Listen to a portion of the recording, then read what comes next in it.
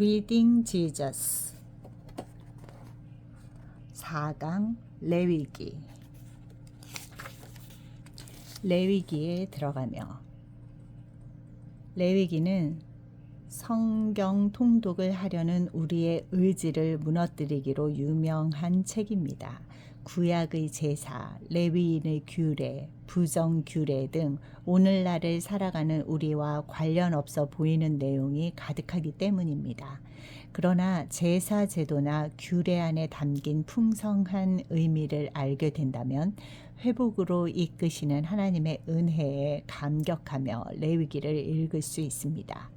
레위기는 이스라엘 백성이 언약 관계 안에서 왕이신 하나님께 나아가는 방법과 죄로 인해 언약 관계가 깨졌을 때 회복하는 방법을 알려주는 책이기 때문입니다. 이번 주에는 레위기 전체를 통독하면서 성경 수업을 통해 희생 제사와 제사장, 이스라엘 절기에 대한 규례를 알아보고 이 모든 것이 그리스도 안에서 어떻게 성취되며 오늘날 그리스도인이 어떻게 적용되는지 살펴보겠습니다.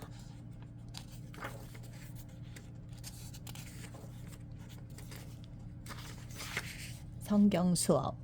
부정함에서 정결함으로. 또 나 여호와가 모세를 통하여 모든 규례를 이스라엘 자손에게 가르치리라. 레위기 10장 11절. 레슨 1. 희생 제사의 세 가지 역할. 레위기 1장부터 7장. 레위기 첫 부분의 핵심은 이스라엘이 드려야 하는 여러 희생 제사입니다. 희생 제사를 지내는 다양한 방법이 레위기 1장부터 7장에 자세히 나옵니다.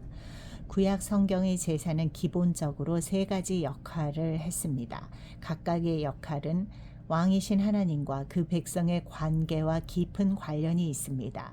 구약 시대 희생 제사의 첫 번째 역할은 속죄입니다. 언약 관계가 깨졌을 때 다시 회복하는 방법을 구체적으로 알려줍니다. 언약을 깨뜨린 사람은 대속물을 바쳐서 사형을 면할 수 있습니다. 희생 제사 중에는 인간의 죄로 인해 하나님과 인간 사이에 장애물이 생기면 이를 해결하기 위해 드리는 제사도 있습니다. 이런 제사가 바로 제물을 바치는 사람의 죄를 대속하는 제사입니다. 하나님이 정하신 율법과 그분의 거룩한 성품에 근거하면 죄를 지은 사람은 사형을 받아야 마땅하나 희생 제사를 드려서 자신의 죄를 씻을 수 있습니다.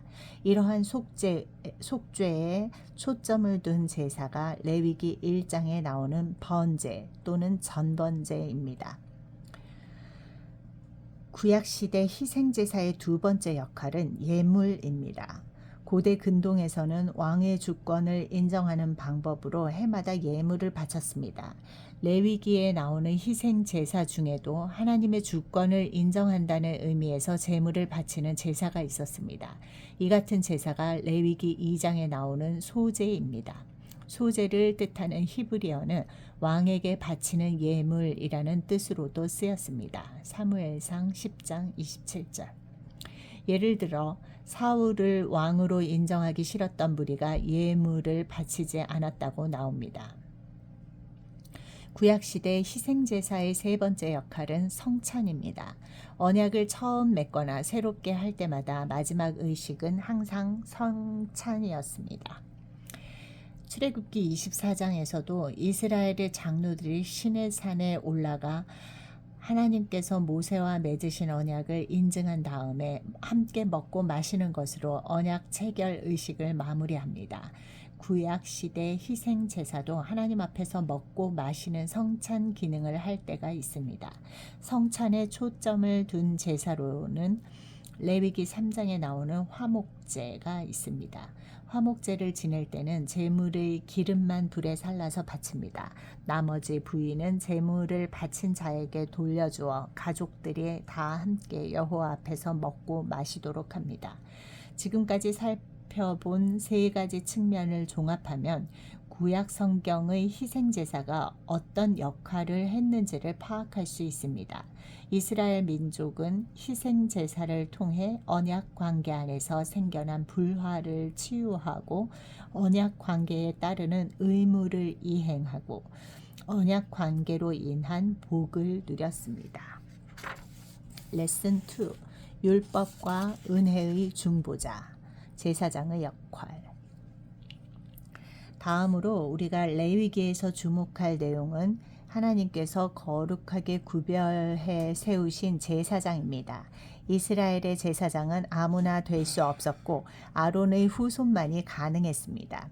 그렇다면 구별하여 세운 제사장의 역할은 무엇이었을까요? 제사장들은 우림과 둠밈으로 하나님의 뜻을 분별하고 여호와의 율법과 규례를 가르치며 제단을 관리했습니다. 그들은 하나님과 인간 사이에서 중재자 역할을 했습니다. 분향단에 향을 피우고 번제를 바치며 희생 제사를 드렸습니다.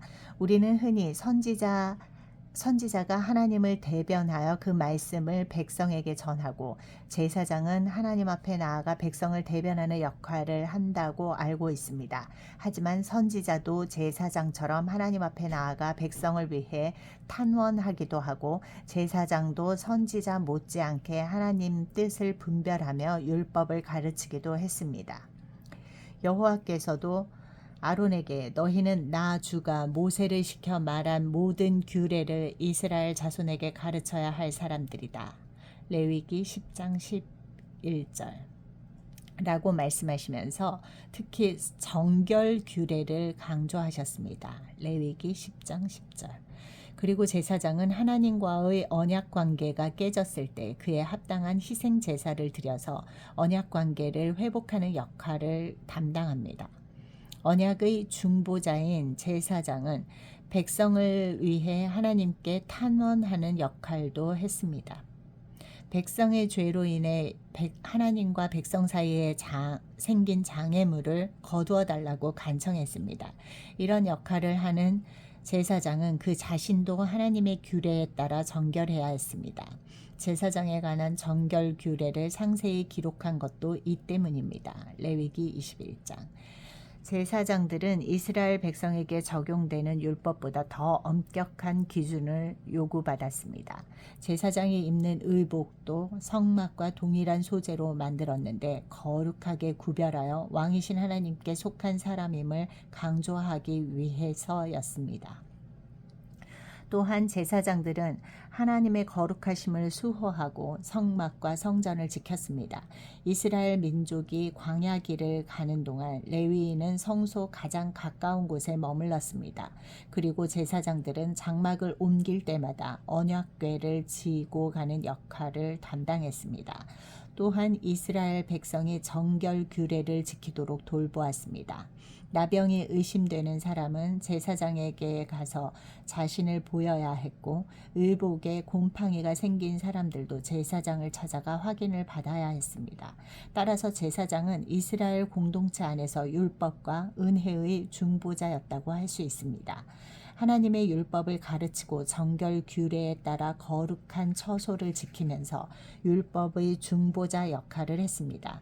희생제사를 지내고 백성을 위해 기도하며 여호와의 말씀으로 지도하는 은혜의 중재자 역할도 했습니다. 또한 그들은 정결한 자의 모범이 되었습니다. 백성을 대신해 희생제사 의식을 올렸고 그들이 보인 본을 따라 백성이 살아가도록 감독하고 격려했습니다. 이 모든 역할은 새 언약의 유일한 대제사장이시며 우리의 본이 되신 예수 그리스도 안에서 성취되었습니다. 예수님은 하나님이 인간의 모습으로 거하신 유일무이한 분입니다. 구약시대 성막에서와 같이 우리는 그리스도 안에서 하나님의 영광을 봅니다. 하나님은 그리스도를 성령으로 충만하게 하셨습니다. 그리고 아버지의 뜻을 온전히 알고 행하게 하셨습니다. 또한 예수님은 성소를 지키는 분으로서 성전에서 매매하는 자들과 돈 바꾸는 자들의 상을 엎으셨습니다. 백성들을 대신하여 완전한 삶을 사신 분은 오직 예수님 한 분밖에 없습니다. 그리고 오직 예수 그리스도만이 단 한 번의 제사로 영원한 속죄를 이루셨습니다. 예수님은 진실로 참 대제사장이시며 새 언약 안에 있는 백성에게 율법과 은혜의 중보자가 되십니다. 예수님의 사역은 성전이신 그 몸을 완전한 제사로 드리고 그 피로써 속죄하신 데서 끝나지 않았습니다. 지금도 하나님 우편에 앉으셔서 성도들을 위해 끊임없이 중보하고 계십니다. 옛 언약 아래 있을 때는 제사장이 백성에게 하나님의 복을 선포했지만 신약 성경에서는 오직 예수님만이 손을 들어 그 백성을 축복하십니다. 누가복음 24장 50절. 따라서 우리가 구약 성경의 제사장 역할을 이야기할 때는 예수 그리스도께서 그 역할을 성취하셨다는 사실을 함께 떠올려야 합니다. 레슨 3. 부정함에서 정결함으로 다양한 규례의 목적. 이어지는 레위기 11장부터 15장에서는 제사장의 역할과 자연스럽게 연결되는 정결 규례와 부정 규례, 부정한 것에 대한 규례를 다룹니다. 부정해지는 원인과 이를 다루는 방법을 가르치는데 이를 통해 이스라엘 백성은 이 땅에서 살아가는 동안 의식적 부정과 도덕적 부정을 구분해서 이해하게 됩니다. 우리는 이스라엘 백성이 지켜야 했던 다양한 규례에서 하나님을 섬기는데 얼마나 세심한 주의가 필요한지를 알 수 있습니다. 먼저 음식에 관한 규례를 살펴볼까요? 굽이 갈라진 쪽발이면서 새김질하는 짐승은 먹을 수 있으나 그렇지 않은 것은 왜 부정하다고 했을까요? 소, 양, 염소는 먹을 수 있으나 낙타, 돼지, 토끼는 왜 먹지 못하게 했을까요? 수중 생물 중 지느러미와 비늘이 있는 것은 괜찮지만 물속에서 우글거리는 고깃대나 지느러미가 없고 비늘이 없는 것은 왜 먹지 말라고 금지했을까요? 다양한 해석이 있으나 아마도 가장 적절한 해석은 부정하다고 여긴 짐승의 형태나 습성이 같은 종의 짐승과 비교했을 때 상이했기 때문이라는 것입니다. 보편적 특징을 넘어서는 어떤 부정함이 있다고 여긴 것입니다. 특정한 동물을 부정하게 여긴 이유를 아는 것보다 더 중요한 것은 이러한 구분이 이스라엘 백성의 삶에서 무슨 의미가 있는가입니다. 당시 고대 근동에서는 부정한 짐승, 정결한 짐승, 제사에 사용하는 짐승 이렇게 세 종류로 짐승을 구분했습니다. 제물로 바친 짐승은 당연히 정결한 짐승으로 분류한 것 중에서 뽑았습니다. 정결한 짐승 중에서도 흠 없는 것을 골라 정해진 규례에 따라 희생제물로 바쳤습니다. 짐승에 대한 구약 성경의 이해에서 당시 이스라엘이 이방 나라들을 어떻게 이해했는지를 알 수 있습니다. 부정한 짐승은 하나님 앞에서 부정한 나라를 의미하고 정결한 짐승은 하나님 앞에서 정결한 이스라엘을 의미했습니다. 이스라엘 백성 중에서도 제사장들은 제물로 드리는 흠없는 짐승처럼 거룩한 이들로서 그 역할을 감당했습니다. 하지만 그리스도께서 이 땅에 오셔서 자신을 통해 이스라엘을 새롭게 정의하시면서 구약시대의 이러한 이해는 완전히 바뀝니다. 이제 인류는 대제사장이신 예수 그리스도를 통해 이스라엘에 속하게 됩니다. 유대인과 이방인 모두 그리스도 안에서 하나님의 정결한 백성이 되었습니다. 아브라함 자손과 이방 민족의 구분은 이제 사라졌습니다. 혈통에 따라 정해졌던 이스라엘 민족과 부정한 짐승처럼 여겨졌던 이방 민족이 하나가 되었습니다. 베드로가 본 환상, 사도행전 10장. 베드로가 부정하다고 여겼던 짐승들을 하나님께서 잡아먹으라고 말씀하시는 장면은 유대인과 이방인의 구별이 완전히 사라졌음을 단적으로 보여줍니다. 체액에 관한 규례는 의도했든 아니든 생명과 관련한 내용을 다룹니다. 이를테면 정액이나 피 같은 것들입니다. 피를 흘린다고 무조건 다 부정해지는 것은 아닙니다. 생육하고 번성하는 일과 관련해서 흘리는 체액만이 부정규례에 해당합니다. 따라서 이런 체액을 배출한 사람은 살아계신 하나님의 임재 앞에 나아갈 수 없었습니다. 정해진 규례에 따라 정결해진 후에야 하나님 앞에 나아갈 수 있었습니다. 피부병이나 옷과 집에 퍼지는 곰팡이 관련 규례는 이해하기에 다소 복잡한 부분이 있습니다. 감염된 것이 퍼졌는지 한 자리에 머물렀는지가 중요했습니다. 여러 날 동안 퍼지지 않고 그대로 있으면 부정하다고 여기지 않았습니다. 다만 퍼지지 않았어도 생김새만으로도 이미 위험한 피부병이라면 부정하다고 여겼습니다. 이 같은 부정 규례는 다른 것들을 부정하게 만드는 죄의 본질을 잘 보여줍니다. 죄는 주변에 쉽게 퍼지고 전 인격에 영향을 줍니다. 죄는 피부병처럼 죽음을 부르는 질병입니다. 피부병처럼 사람을 잠식해 들어갑니다. 피부병으로 부정해진 사람은 언약 공동체에 머무를 수 없었습니다. 공동체 밖으로 쫓겨났습니다. 이런 종류의 부정함은 질병에 걸린 사람에게 직접 영향을 줄 뿐만 아니라 성막도 부정하게 만들었습니다. 따라서 여호와께서 그 가운데 계시려면 반드시 다시 정결케 해야 했습니다. 이처럼 다양한 규례의 목적이 정죄가 아니라 정결임을 우리는 알아야 합니다. 하나님께서 이런 규례를 주신 목적은 부정해진 사람을 판단하고 정죄하기 위해서가 아니라 오히려 그들을 여호와 앞으로 나아오도록 초청하여 정결케 하기 위해서입니다. 레슨 4. 대속죄일과 예수 그리스도 피난처 축제. 앞에 살펴본 정결 규례와 부정 규례는 해마다 지키는 정결 의식 절기와 연관되어 있습니다. 그 절기는 바로 대속죄일이며 레위기 16장에서 자세히 설명합니다. 히브리어로 욤 키프르라고 부르는 이날은 아마도 피난처 축제라는 표현이 원어에 가장 가까울 것입니다. 피난처 축제는 세 가지 축제로 이루어지는데 일곱째 달 1일에 지키는 나팔절, 같은 달 10일에 지키는 대속죄일, 같은 달 15일부터 일주일간 지키는 초막절입니다. 피난처 축제의 시작을 알리는 나팔절에는 하루 동안 어떤 노동도 하지 않고 안식하면서 거룩한 모임을 하고 희생 제사를 하나님께 드렸습니다. 또 나팔을 크게 불며 이 날을 기념했습니다. 나팔을 부는 행위는 하나님의 왕 되심을 인정하고 하나님께서 이스라엘 백성을 통치하신다는 사실의 기쁨을 표현하는 것이었습니다. 그러고 나서 9일에 걸쳐 금식하며 죄를 고백하고 엎드린 다음 대속죄일에 이스라엘 백성의 죄를 정결하게 하는 의식을 거행합니다.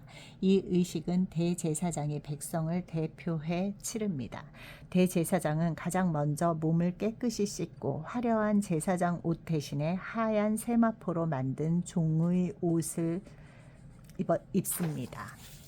그 다음에 수송아지를 잡아 자신과 자기 집안을 위한 속죄제를 드리고 향가루를 숯불에 태워 그 연기로 언약궤 위의 속죄소를 가려서 자신을 보호합니다. 또한 속죄 제물의 피를 속죄소 동쪽과 앞에 뿌립니다. 이처럼 자기 죄를 먼저 씻은 대제사장은 이제 언약 백성을 정결하게 하는 속죄제를 위해 염소를 바칩니다. 그러고는 함께 준비해둔 살아있는 염소 머리 위에 두 손을 얹고 이스라엘 자손의 모든 불의와 온갖 죄를 앓은 다음에 그 모든 죄를 염소 머리에 씌워서 미리 정한 사람에게 맡겨 광야로 내보냅니다. 그렇게 염소는 이스라엘 자손의 온갖 죄를 짊어지고 회막에서 아주 멀리 떨어진 곳으로 갑니다. 그러고 나서 숫양 2마리를 번제로 드립니다. 하나는 자신을 위해, 하나는 백성을 위해 바칩니다. 이때 속죄 제물로 바쳤던 짐승들의 기름도 함께 불사릅니다. 이 모든 일을 다 마치면 속죄제로 바친 수송아지와 염소의 고기를 회막 밖으로 가지고 나와서 태웁니다. 우리는 대속죄일의 의식을 통해 속죄 과정의 이중적 측면을 발견합니다. 먼저 속죄 제물의 대속적 죽음을 통해서는 죄가 씻기고 성막이 정결해집니다. 제사장의 죄를 먼저 속죄하고 이어서 백성의 죄를 속죄합니다. 1년에 단 하루 대속죄 속죄일에만 하나님께서 임재하는 휘장 너머 지성소에 제물의 피를 가지고 들어갑니다. 또 다른 한편에서는 속죄 염소를 광야로 내보내 먼 곳으로 놓아줍니다. 백성의 죄를 하나님 앞에서 몰아내어 진영 밖 멀리 떨어진 곳으로 보내버립니다. 이는 시편 기자가 노래하듯 동이 서에서 먼 것 같이 우리의 죄과를 우리에게서 멀리 옮기시는 것입니다. 시편 103편 12절. 대속죄일 의식에서 예수 그리스도를 발견하기란 그리 어렵지 않습니다. 예수님은 우리의 대제사장이십니다. 종의 형체로 이 땅에 오셔서 자기 피로 자기 백성의 죄를 속하셨습니다. 동시에 예수님은 대속죄일의 속죄 제물이십니다. 히브리서 저자는 이에 대해 이렇게 말합니다. 죄를 위한 짐승의 피는 대제사장이 가지고 성소에 들어가고 그 육체는 영문 밖에서 불사릅니다. 그러므로 예수도 자기 피로써 백성을 거룩하게 하려고 성문 밖에서 고난을 받으셨느니라. 히브리서 13장 11절에서 12절. 예수께서 십자가에서 속죄 제물로 죽으셨을 때 휘장이 둘로 갈라지면서 대제사장 외에는 누구도 허락되지 않았던 하나님의 임재 안으로 들어가는 길이 열렸습니다. 또한 예수님은 속죄 염소이십니다. 예수님은 십자가에 달리셨을 때 하나님에게서 버림받은 지옥을 경험하셨습니다. 그래서 나의 하나님, 나의 하나님 어찌하여 나를 버리셨나이까 라고 부르짖으십니다. 어둠과 적망만이 예수님을 감쌌습니다. 하지만 우리 죄를 지고 흑암이라는 광야로 가신 예수님은 거기서 모든 죄를 단번에 사하고 승리하신 후에 다시 돌아오십니다. 나팔절과 대속죄일 이후에 초막절이 찾아옵니다. 앞선 두 절기는 초막절을 예비하는 절기입니다. 초막절은 광야에 머무는 동안 지켜야 했던 절기가 아니라 약속의 땅에 들어간 다음에 지켰던 절기입니다. 약속의 땅에 들어가 정착한 후에 광야에서 필요한 것들을 공급해 주신 하나님을 기념하고 추수한 감람나무 열매와 포도 열매를 놓고 감사하고 기뻐하며 7날을 보냈습니다. 특히 엄숙하게 보냈던 대속죄일 후라서 감사와 기쁨이 더욱 넘쳤습니다. 레슨 5. 77절과 하나님 나라 추수, 오순절의 의미. 이전 수업을 통해 이미 이스라엘 3대 절기 중 2절기를 살펴보았습니다. 바로 유월절과 초막절입니다. 이제 마지막 세 번째 절기인 77절을 살펴보려고 합니다. 77절은 추수를 감사하는 절기입니다. 초실절에서 7주 49일을 세고 50일째가 되는 날에 지킨 절기입니다. 50일째라서 오순절이라고도 했습니다. 참고로 초실절은 유교절과 무교절 후에 첫 열매를 추수할 때 지킨 절기입니다. 레위기 23장 9절에서 14절. 이스라엘 백성은 첫 곡식을 수확하면 여호와께 드릴 곡식단을 따로 구분해 놓아야 했습니다. 그렇게 구별한 곡식단을 제사장이 유월절 이후 첫 안식일 다음 날 초실절에 하나님 앞에 드렸습니다. 그러고 나서야 백성은 자신들이 추수한 곡식을 먹을 수 있었습니다. 77절도 초실절처럼 추수를 감사하는 절기로 추수한 첫 열매로 떡 2개를 만들어 제물로 드렸습니다. 구약시대 후기부터는 시내산에서 율법을 받은 사건과 77절을 연결해서 지키기 시작했습니다. 둘을 하나로 묶어서 지킨 이유는 다른 절기들을 살펴보면 쉽게 이해할 수 있습니다. 이스라엘의 달력은 애굽 탈출을 기념하는 유월절로 시작해서 광야의 만나 사건을 기념하는 무교절로 이어집니다. 이어서 초막절은 광야에서 머문 시기를 기념하는 절기입니다. 그 사이에 있었던 중요한 사건이 바로 시내산에서 율법을 받은 일이며 77절처럼 이스라엘 달력으로 셋째 달에 있었습니다. 사도행전 2장에 기록된 현상은 또 하나의 시내산 사건으로 볼 수 있습니다.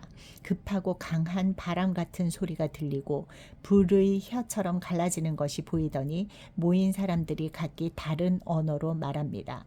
이 모든 현상은 하나님께서 시내산에서 자신을 계시하실 때 나타난 현상입니다. 시내산에서 나타난 현상들이 신약 성경에서는 율법이 아니라 성령이 오실 때 나타났습니다. 신약 성경에 기록된 오순절 사건은 하나님께서 자신의 영을 부어주셔서 하나님 백성을 온전히 거룩하게 하시겠다는 새 언약의 성취임을 분명히 알 수 있습니다. 따라서 신약 성경의 오순절 사건은 구약 성경의 시내산 사건과 연결해서 볼 수 있습니다. 하지만 그 전에 오순절, 즉 77절은 원래 추수를 감사하는 절기였습니다. 사도행전 2장도 이를 분명하게 보여줍니다. 성령의 오심으로 하나님 나라의 추수가 본격적으로 시작되었습니다. 베드로의 설교를 듣고 3,000명이 세례를 받았습니다. 사도행전을 기록한 누가는 이것이 바로 오순절 사건의 의미라고 적고 있습니다. 성령 강림의 가장 중요한 의미는 성령을 경험한 사도들이 복음의 증인이 되었다는 것입니다. 구약시대의 성령은 특정한 사람들에게 특정한 임무가 주어질 때 임하는 영이었습니다. 하지만 신약시대에는 모든 믿는 자에게 성령이 임하셔서 유대와 사마리아와 땅 끝까지 이르러 예수 그리스도의 증인이 되게 하실 것입니다. 사도행전 1장 8절. 우리가 잊지 말아야 할 또 한 가지 중요한 사실은 그리스도께서 죽은 자 가운데서 다시 살아나사 잠자는 자들의 첫 열매가 되셨다는 것입니다. 고린도전서 15장 20절. 6월절 이후 첫 안식일 다음 날, 즉 초실절에 첫 곡식단을 여호와 앞에 구별해서 드렸던 것을 기억하시나요? 그리고 50일 후에 77절, 오순절을 지켜야 했습니다. 구약시대 절기 규례 그대로 예수 그리스도는 6월절 후 첫 안식일 다음 날에 다시 살아나셔서 부활의 첫 열매가 되셨습니다. 그리고 50일이 지난 오순절에 하나님 나라의 추수를 알리는 성령이 임하셨습니다. 추수의 시작 6월절과 무교절이 추수의 완성인 77절 완성과 확실히 연결되지만 시간상으로는 서로 떨어져 있습니다. 마찬가지로 그리스도의 부활도 마지막 추수를 예고하는 확실한 징표이지만 그리스도의 부활과 그의 백성들의 부활 사이에는 시차가 분명히 존재합니다. 고린도전서 15장 전체는 씨를 뿌리고 추수하는 모습에 대한 묘사로 가득합니다. 구약 성경의 절기가 바로 그 배경입니다. 그리스도의 부활과 승천과 함께 하나님 나라의 추수는 시작되었습니다. 그리고 마지막 추수 때까지 추수하는 일은 계속될 것입니다. Reading Jesus, 그리스도 중심으로 읽는 레위기. 이스라엘 자손은 희생제사 의식을 행하면서 그리스도를 통해 성취될 복음을 미리 맛보았습니다. 번제, 예수님은 언약을 깨뜨린 자가 받아야 하는 죽음의 형벌을 대신 감당하는 대속물이 되셨습니다. 소제, 예수님은 우리를 대신해 완전한 순종의 예물을 바치셨습니다. 화목제, 구약시대 이스라엘 백성이 화목제로 바친 제물을 먹고 마셨듯이 우리도 그리스도의 몸을 먹고 마십니다. 그것이 바로 성찬입니다. 새 언약에서는 예수님이 대제사장으로 은혜와 율법의 중보자가 되십니다. 이제 모든 믿는 자가 제사장입니다. 우리가 드릴 제사는 영적 제사이며 그리스도께서 단번에 드린 제사에 감사하며 그 안에서 안식을 누리는 것입니다.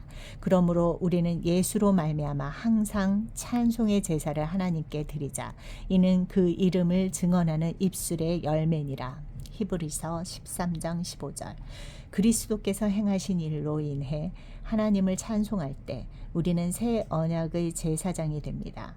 또한 우리가 예수님으로 인해 가진 것을 나눌 때에도 신령한 제사를 드리는 것이 됩니다.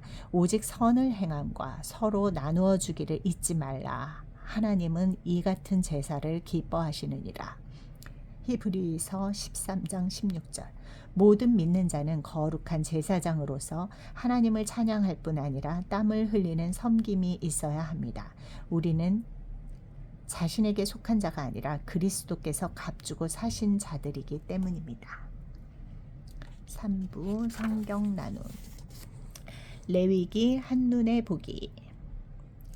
레위기는 거룩한 왕이신 하나님께 나아가는 방법을 제시하고 인간의 죄악으로 언약 관계가 깨졌을 때 그 관계를 회복하시는 하나님의 방법을 알려주는 책입니다. 레위기 첫 부분의 핵심은 여러 희생제사입니다. 희생제사는 왕이신 하나님과 백성 간의 관계를 속죄, 예물, 성찬이라는 세 가지 측면에서 바라보게 합니다. 다음으로 주목할 내용은 하나님께서 거룩하게 구별해 세우신 제사장에 관한 것입니다. 제사장들은 율법과 은혜의 중보자 역할을 했습니다. 또한 그들은 정결한 자의 모범을 보였고 그에 따라 백성이 살아가도록 감독하고 격려했습니다. 제사장의 역할에서 자연스럽게 연결되는 정결 규례와 부정 규례, 즉 부정한 것에 대한 규례는 부정해지는 원인과 이를 다루는 방법을 가르칩니다.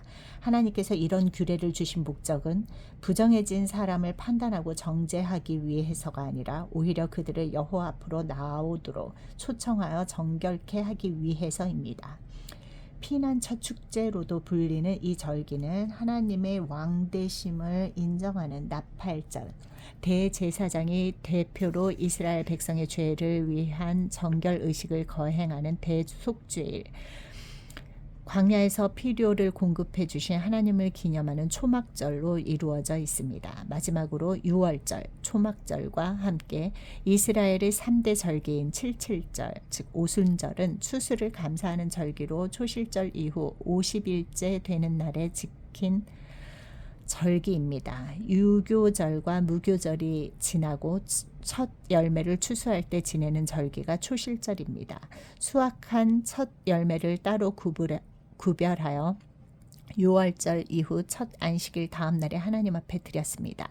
구약시대 절기 규례 그대로 예수 그리스도는 6월절 후 첫 안식일 다음 날에 다시 살아나셔서 부활의 첫 열매가 되셨습니다. 그리고 50일이 지난 오순절에 하나님 나라의 추수를 알리는 성령이 임하셨습니다.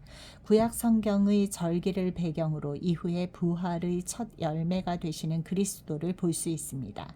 그리스도의 부활과 승천과 함께 하나님 나라의 추수가 시작되었고 마지막 추수 때가 이르기까지 추수하는 일은 계속될 것입니다. 이 모든 것을 성취하신 예수님은 우리의 유일하신 대제사장이자 희생 제물이십니다. 또한 예수님은 대속죄일의 속죄 제물이시며 속죄 염소이십니다. 우리 죄를 지고 흑암이라는 광야로 가신 예수님은 거기서 모든 죄를 단번에 사하고 승리하신 후에 다시 돌아오셔서 부활의 첫 열매가 되셨습니다. 성경 수업 돌아보기 1. 구약 성경의 제사는 기본적으로 세 가지 역할을 했습니다. 각각의 역할은 왕이신 하나님과 그 백성의 관계와 깊은 관련이 있습니다. 구약 시대 희생 제사의 첫 번째 역할은 속죄입니다. 언약 관계가 깨졌을 때 다시 회복하는 방법을 구체적으로 알려줍니다. 구약 시대 희생 제사의 두 번째 역할은 예물입니다. 레위기에 나오는 희생 제사 중에도 왕이신 하나님의 주권을 인정한다는 의미에서 제물을 바치는 제사가 있었습니다. 구약시대 희생제사의 세 번째 역할은 성찬입니다. 언약을 처음 맺거나 새롭게 할 때마다 마지막 의식은 항상 성찬이었습니다. 구약 성경에 나오는 희생제사는 언약 관계 안에서 생겨난 불화를 치유하고 언약 관계에 따르는 의무를 이행하고 언약 관계로 인한 복을 누렸습니다. 2. 제사장은 하나님과의 언약 관계가 깨졌을 때 그에 합당한 희생 제사를 드려서 언약 관계를 회복하는 역할을 담당합니다. 3. 부정 규례들을 보면서 우리는 이처럼 다양한 규례의 목적이 정죄가 아니라 정결임을 알아야 합니다. 하나님께서 이런 규례들을 주신 목적은 사람을 판단하고 정죄하기 위해서가 아니라 오히려 그들을 여호와 앞으로 나오도록 초청하여 그들을 정결케 하기 위해서입니다. 4. 대속죄일 의식에서 예수 그리스도를 발견하기란 그리 어렵지 않습니다. 예수님은 우리의 대제사장이십니다. 종의 형체로 이 땅에 오셔서 자기 피로 자기 백성의 죄를 속하셨습니다. 동시에 예수님은 대속죄일의 속죄 제물이십니다. 나눔 질문 1. 이스라엘 백성은 거룩한 하나님의 임재 안에서 살아가는 방법을 배워야 했습니다. 이것이 레위기에 여러 규례가 기록되어 있는 이유입니다. 레위기가 가르치는 희생제사의 3가지 역할은 무엇인가요? 2. 레위기에 기록된 규례들은 부정한 사람을 여호와 앞으로 나오도록 초청하고 그들의 부정함을 정결케 합니다. 하나님은 부정한 자들에게도 은혜를 베푸십니다. 부정한 자들을 정결케 하시는 은혜를 경험한 적이 있나요? 3. 예수 그리스도는 십자가에 달려 죽으시고 부활하셨습니다. 그리고 그 죽으심으로 이제 모든 믿는 사람이 제사장이 되었습니다. 그리스도께서 십자가에서 드린 희생에 감사하며 우리가 드릴 거룩한 예배자의 삶은 어떤 모습인가요? 하나님을 향한 찬양 시편 51편 14절부터 19절까지. 하나님이여, 나의 구원의 하나님이여, 피 흘린 죄에서 나를 건지소서. 내 혀가 주의 의를 높이 노래하리이다. 주여, 내 입술을 열어주소서. 내 입이 주를 찬송하여 전파하리이다. 주께서는 제사를 기뻐하지 아니하시나니 그렇지 아니하면 내가 드렸을 것이라. 주는 번제를 기뻐하지 아니하시나이다. 하나님께서 구하시는 제사는 상한 심령이라. 하나님이여, 상하고 통회하는 마음을 주께서 멸시하지 아니하시리이다. 주의 은택으로 시온의 선을 행하시고 예루살렘 성을 쌓으소서. 그때에 주께서 의로운 제사와 번제와 온전한 번제를 기뻐하시리니 그때에 그들이 수소를 주의 제단에 드리리이다. 아멘.